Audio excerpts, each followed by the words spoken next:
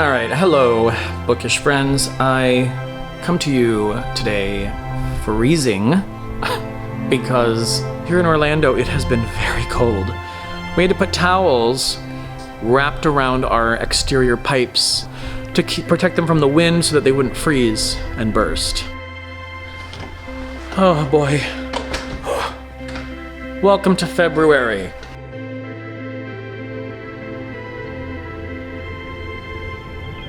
It was like 24 degrees last night. It's gonna be 26 tonight, I think. And that's not normal. I don't like it. And our pipes really aren't meant to withstand that kind of stuff here in Florida, so you have to like wrap them and stuff. But neither here nor there. It is February. That is scary because February is usually not a great month for me reading-wise. I think because I'm so overwhelmed by the holidays. Usually what happens is I post a TBR for February and I say I'm gonna read all these books by Black authors and then don't read. So up until today, I was in the middle of reading The House of Seven Gables by Nathaniel Hawthorne, and I'm in the middle of Night Shift, but I'm going to binge what's left of Night Shift later this month or in the beginning of March. And instead, tonight I'm going to start reading my February TBR picks. Lone Women by Victor LaValle might be the first one. A short story collection by Tananarive called Ghost Summer. And to keep myself honest, I'm vlogging so that I can be sure that I actually read them. It's very cold and I just got home from work and I need to take a shower. A very hot shower. So I'm gonna do that now.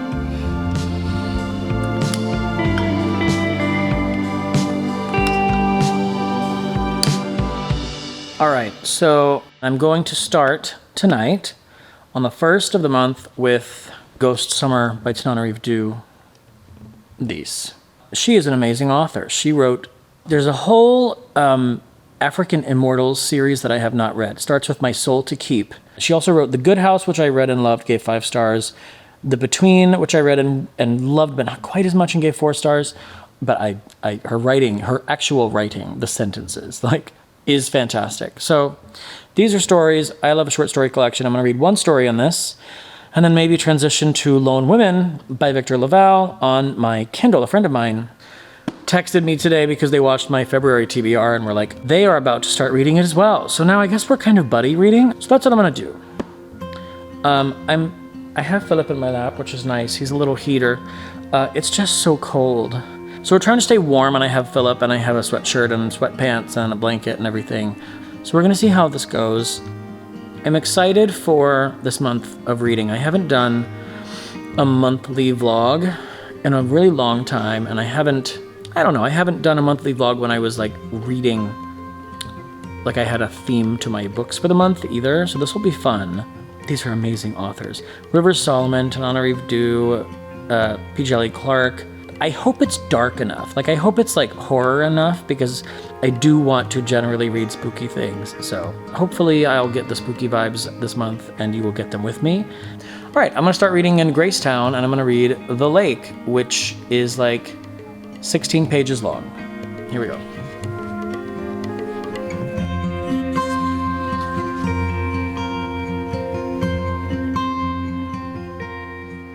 You know that feeling when you finally settle down to do something that you really enjoy doing, that you've been putting off, and you think to yourself, why did I wait this long to do this? Yeah, that's what it felt like, to finally sit down on the couch with a lit candle and some great stuff to read, and to just have a nice, peaceful, long-awaited reading moment. And of course, it's always nice to have a helper.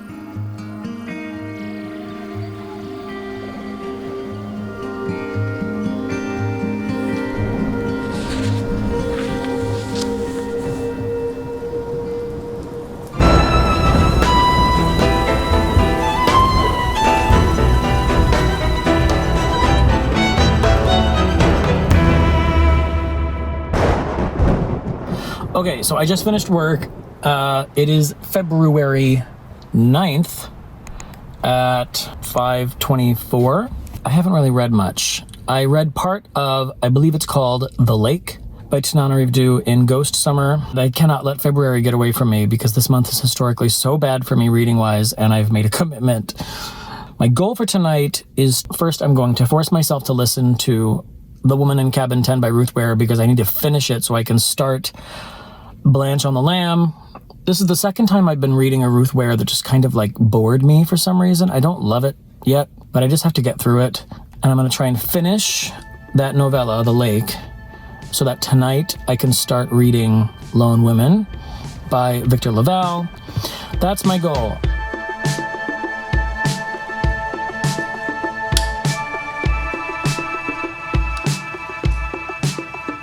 So, it's 7. I did, in fact, listen to some of The Woman in Cabin 10. Someone finally died, thank goodness, so it's a little more interesting now. Now I'm going to continue reading The Lake in this. I am on page 22. So I fell asleep pretty early, I think, when I was reading this. This woman bought a house for not very much money. It was an impulsive decision. People warned her not to. She's a new teacher in a small town. People were like, oh, you're going to teach there during summer semester? The summer semester? She's like, yeah. So there's something up with summer in this town, and she bought a house on the lake, and everybody was like, do not swim in the lake, just so you know. And she's like, she loves to swim, I guess, or she's discovered that she does. So she's like not listening to these weird superstitious people, and is swimming in the lake. She's having crazy experiences underwater. Her body is changing, and it's wild. So that's all I know so far, and I remember enjoying it. So I'm gonna try to get through this. There's a section called Gracetown, which is the name of the town. The lake is on page 13 and goes until 29. I'm on page 20, then summer starts, and that's like 21 pages long, and then there's like a long section called Ghost Summer. It goes until page 131, so I'm not gonna read all of it right now. Anyway, I'm gonna read as much as I can before I have to fall asleep.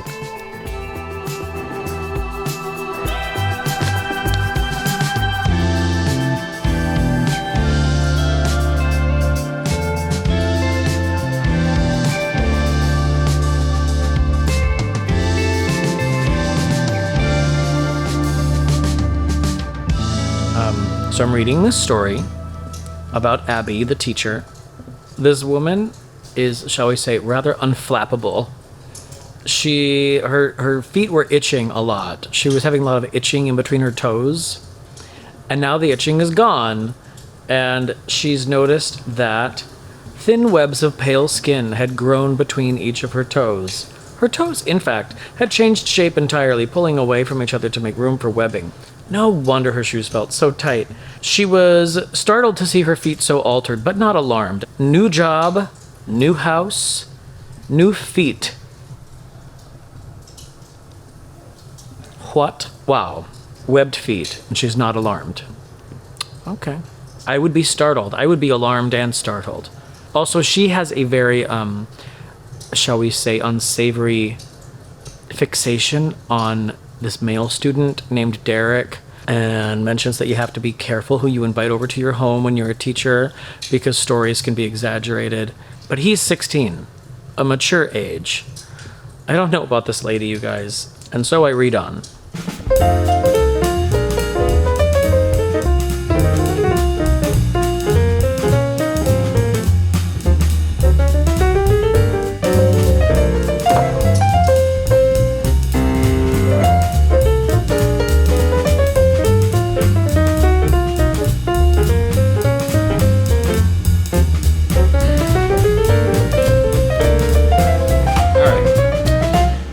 Books. I got a bunch of books in the last few months for my birthday and for Christmas. And what I'm going to do now is add them to my spreadsheet because that's fun for me, and these books do not officially exist yet. Well, that one doesn't count. That one exists. But these do not exist yet. Yeah, so I got some cloth-bound classics. I think they're from Barnes & Noble that I put on my giftster. But I wanted to get these books added to my spreadsheet and to sort of haul them, kind of, I guess, because they've been sitting in a pile. Maybe they're not Barnes & Noble, they're Penguin cloth-bound classics. So I got a cloth-bound version of the Turn of the Screw by Henry James. Yeah, I can't believe it's this long physically. It's really small print in here, and so it feels super chunky, but I read it, and I don't remember it being that long. It's like 340 pages or something. It has this really neat texture to it, and I like it. So I haven't read the book in this book, but I've read this on my Kindle before. I feel like it's been adapted a few times, but basically this young woman is hired to be a governess. There's something not quite right with the kids, but there's also something not quite right with the protagonist. She starts sort of seeing things that may or may not be there. It's very weird. It's hard to parse what's happening, and that's kind of the point, but it's made even more so by the fact that it's written by Henry James, whose language is very, very comma heavy. You have to read a lot of passages over and over again. There are really long sentences, but I remember feeling like it was worth it. This is A Christmas Carol and Other Christmas Writings by Charles Dickens. Same format, it's very pretty. What is in here? Is it... Oh, the story of the goblins who stole a sexton. Never heard of it. What Christmas is as we grow older. And the 7 poor travelers. Interesting. I'd not heard of most of those. And it includes all of these like old illustrations. I don't want to crack the spine, but... And that always adds something. Yeah, so this will be nice to have come the holidays. I also got yet another version. Oh, I got 2 versions actually. Dracula. One of my favorite books of all time. I love this very, very dour. Is that supposed to be garlic? Maybe? I love that it's so incredibly dark. And once again, it makes the book seem interminable. In here, it is printed over the course of 450 pages. Dracula is so great. I love it so much. It's not perfect. There's a lot of misogynist attitudes in it about women, which is what misogyny is. But anyway, I got a new version of Dracula, and then I got another new version of Dracula, which is a Barnes & Noble thing. I've wanted this for a long time. I have another version of Dracula that is illustrated. I'm basically collecting editions of Dracula now, it seems, and that's fine with me.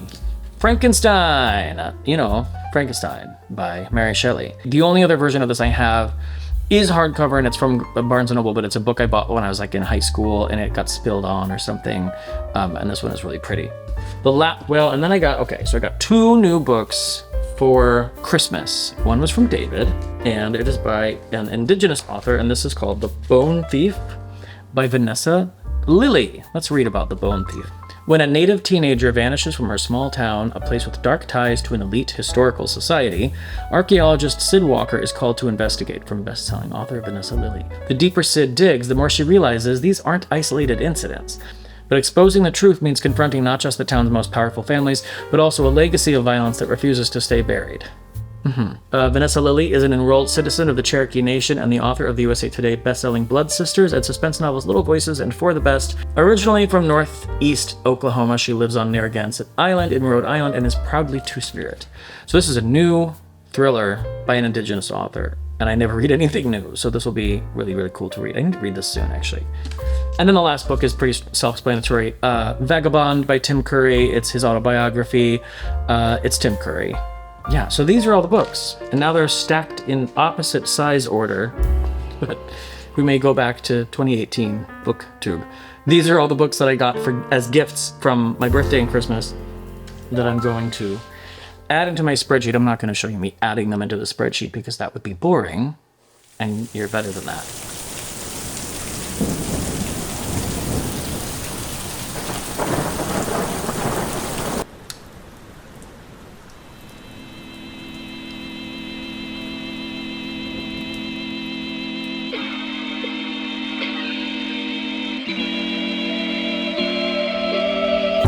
Then, with the best of intentions and all those reading plans, I stumbled my way into the second week of February and kinda lost the plot. As always seems to happen in the second month of the year, I got distracted by household projects, random video editing tasks, and life found a way to get in the way. Luckily, I quickly realized what was about to happen, and I set aside some time while David was going to be out of town to finally catch up.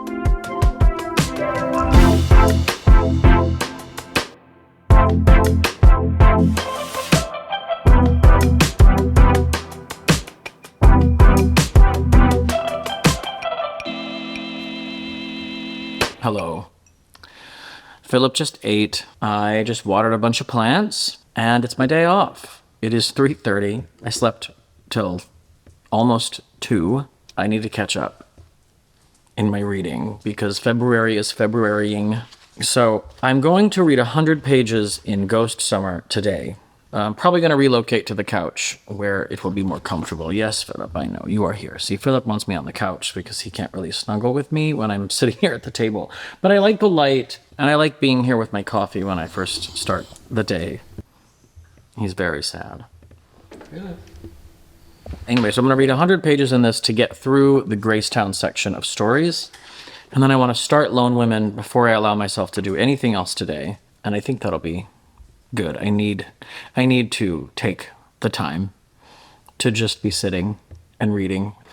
David is in Arizona visiting family, and then he goes for a work trip to Nashville for a day or so, and he'll be back. Today is Wednesday. He'll be back on Friday. Then on Monday, he leaves again to go to China once more. I laugh because I'm looking at this. I keep forgetting to mention. So we don't really use cash much anymore. Like if it's not on the phone, it's not on the app, and it's not, the number isn't on the screen of my phone, then it's not real money. And the idea that a piece of paper, you can take it into a building and then they'll add money to your bank account online is becoming such a foreign concept to me. And there was a $20 bill on a shelf in our bedroom for a long time. And I was like, we should use this $20 bill. And last night, or maybe it was a couple nights ago, I discovered a crumpled up piece of paper on the floor. And lo and behold, this is a torn up $20 bill. The rest of the $20 bill, I don't know. It's probably in Philip's stomach, which is crazy. This is not the first time in his little life that he has eaten money. He once tore up $60 in cash when he was a puppy. And I was able to get, I think, 40 of them changed at the bank. Because if you have 51% or more of the bill left, then they can give you a fresh bill. So this is trash now. So that is a not nice thing for him to do. But I'm going to reward him by snuggling with him on the couch now and reading.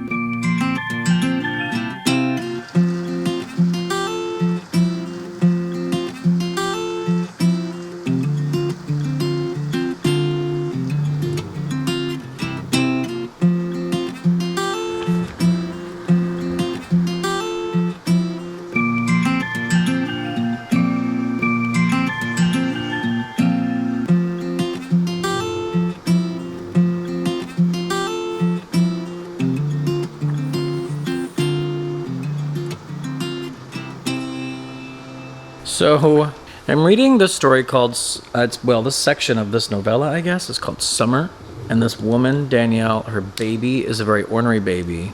And her friend warns her that, you're not supposed to have babies here during the summer because of the leeches, aka demons. And she's like, okay, whatever. And then that night, because she's concerned, because her friend says, keep your baby close, she has her sleep in the room with her, and she senses like a shadow come over like the ceiling towards the baby's crib, and the baby gasps and then is quiet. And then the next day she's like, this is not my baby. The baby's really calm, not fussing at all. And then there is a actual physical leech in the diaper. Basically the demon that goes into these babies doesn't really do anything, but it's just like watching and learning and like inhabiting people's infants for like maybe as much as a month before it leaves. And in the meantime, the babies speak really, really well. If you teach them a word, they can repeat it. So it's creepy and fascinating.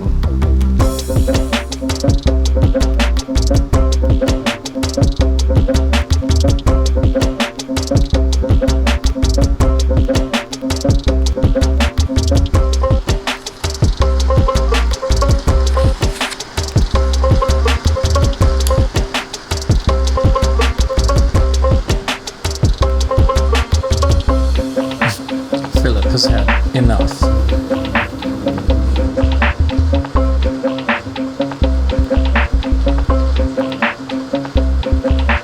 Alright, so this story is getting really good. It is called Ghost Summer. It's about this kid who, his parents are probably getting divorced, and for the summer, they're going with their dad to Gracetown, And he's excited because every summer that they're there, he gets to do ghost hunting because in the summer all the ghosts come out. I just read a section that is like history of the town, like a backstory explaining what some of the ghosts are and where they came from. This town, it was sort of built around this McCormick family that had a huge tobacco plantation in this town for like, I don't know, 100 years or more. In the current day stories, they've been digging up all these bodies that were found on McCormick land. He's seen one ghost too, and it's related to this story. And anyway, the ghosting and the historying and the familying and all of those elements in this story are really cool. I'm on page 91, so I have about 40 pages left to read in this before I'm done with the Gracetown thing, which will be sad because I really love it. I would not mind if Tananarive do, I'm wearing these for no reason, would not mind at all if Tananarive do expanded these stories and made a whole novel about this. I'm having a great time here on the couch with Philippe and Tananarive do. Okay, what do you think, Philip? You want to lay down, buddy? Oh. Not there. You need to lay down over there? Maybe. Okay. Maybe we need to take a break. So now that February reading is finally happening and going a little better, I think I may be considering cutting this vlog here for a nice little part 1. I think I can probably get a lot of reading done in the next couple weeks because very soon David leaves for China again. So we're gonna circle back on this. And in the meantime, I'm gonna keep reading and I will update you later.